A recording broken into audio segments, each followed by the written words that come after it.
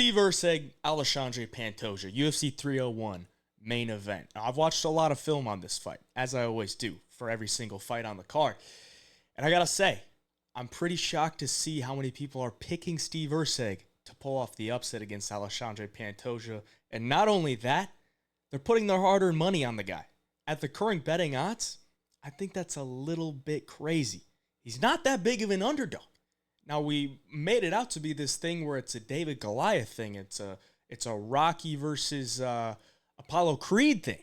It really ain't. If you look at the betting odds, it's not that wide. Pantoja's under a minus 200 favorite.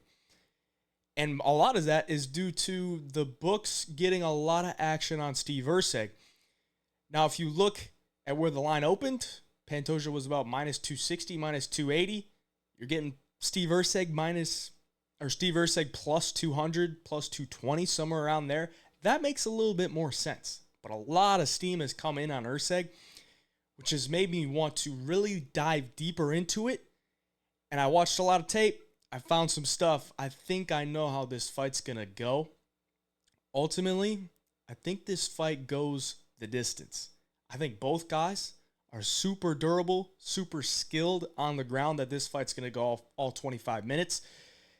And since if it's going to go 25 minutes, there's only one guy in this fight that has 25-minute experience, and that's going to go to Pantoja.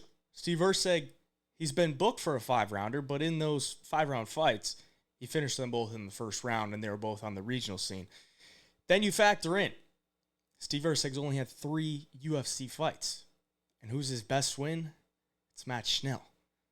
And he knocked out Matt Schnell. But you know who else knocked out Matt Schnell? Alexandre Pantoja and the entire flyweight division. Can I get excited about that?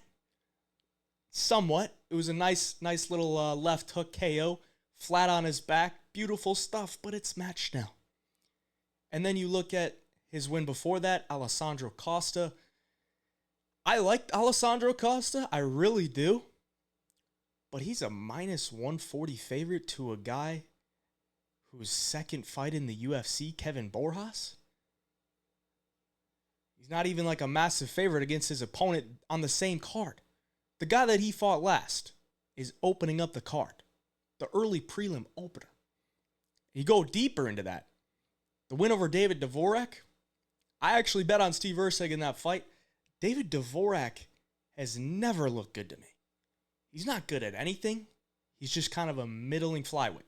You put him against anybody in the top 10, he's getting smoked by them.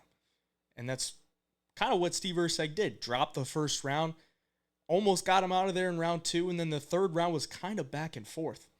And after watching the film on Steve Erceg, I think he's going to struggle with the grappling of Alexandre Pantoja.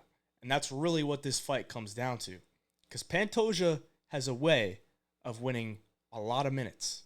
And in this 25-minute fight, those minutes are going to add up.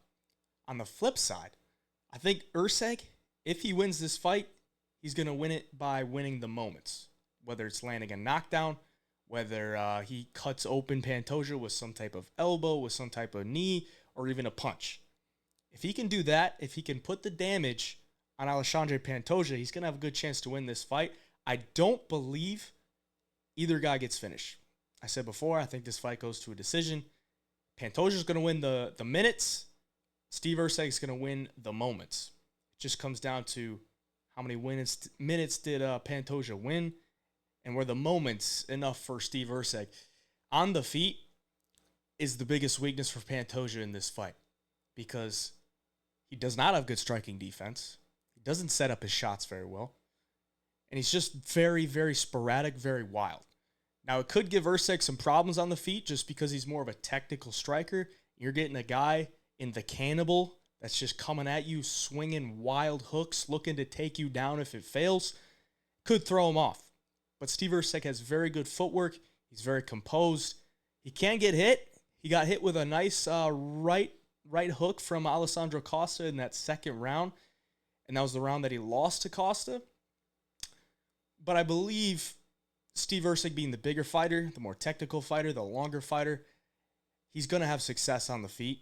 And that's ultimately why I can't go super confident in Pantoja. But if Pantoja can get his grappling going, this is going to be a one-way train. Because if you look at Steve Erceg's only loss on his record, he was getting grappled up.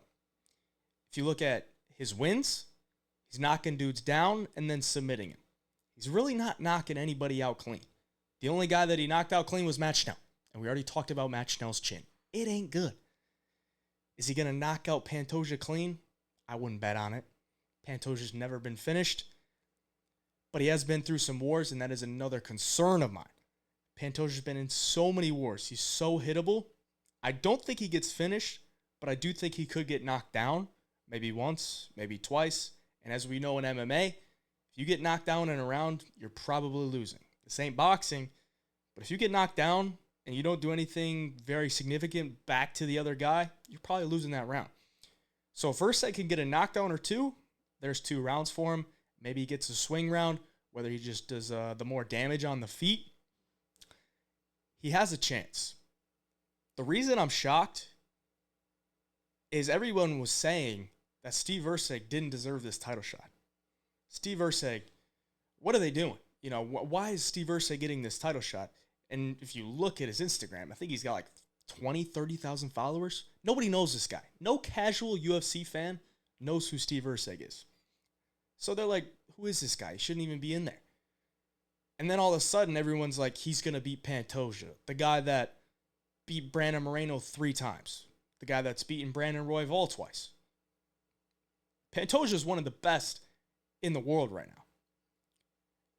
But he is 34 years old and has been through a lot of wars and doesn't absorb the damage as well as I think Steve Erceg will. Official pick, I'm going with Pantoja. Pantoja has a way of winning minutes, surviving anything that's thrown at him. If he gets to the back, I don't know that he finishes Steve because I think Erceg is good enough on the ground where he can fight the hands. But if he gets to the back, that's a round banked up right there. He's not getting out of it. I don't think Erceg has faced any type of grappling to the level of Pantoja. I think that we're going to see that on Saturday night. Now, as far as bets go, as far as a money line play, I think I'd probably just lay off. I don't think there's any juice on the Steve Erceg side to make it really worthwhile. Plus 160 does not make sense to me. As far as a prop perspective, like I said, I think this fight probably goes to a decision. So maybe that over 3.5. I want to say Pantoja by points or by decision, but it's plus 230, plus 250, somewhere around there, depending on the book. I'm almost tempted to sprinkle on a Steve Erceg decision ticket because it's plus 550. And I think the way that these judges have been scoring fights, damage over control, Steve Erceg, I know he's in enemy territory, but damage over control, Steve Erceg might do the more damage, could get his hand raised by decision. That's a juicy prop. I'll definitely be looking at that. But man, I don't see how you can be really confident that Steve Erceg goes in there and picks up a win.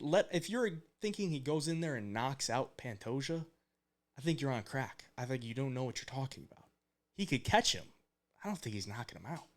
Pantoja's so tough. He could get dropped, but I don't think he's going to get KO'd. I don't think he's going to get subbed either. So that leaves the only option, I think, for Steve Erceg is to win by decision. And at plus 550, I don't think it's terrible. So if I was going to bet the Erceg side, I'd probably go that way. If I'm going to bet the Pantoja side, I'd probably go the same way, by decision.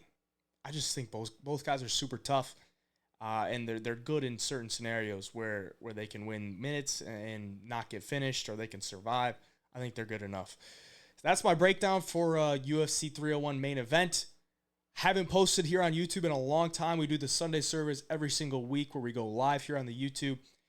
Make sure you subscribe and like. We're going to try to do a lot more of these because I don't usually get a platform, or I don't have a platform yet where I can go more in depth on these types of fights where it's super controversial. I want to give my take because I put in so much time watching these films, watching the fights, and doing all my research. So here it is for you guys. If you want all my bets, jump in the Humble Fight Picks Discord down below. That's where they'll all be. We'll always have them finalized Friday night for you guys. So appreciate y'all. Till next time, Hey Jive Picks. We out.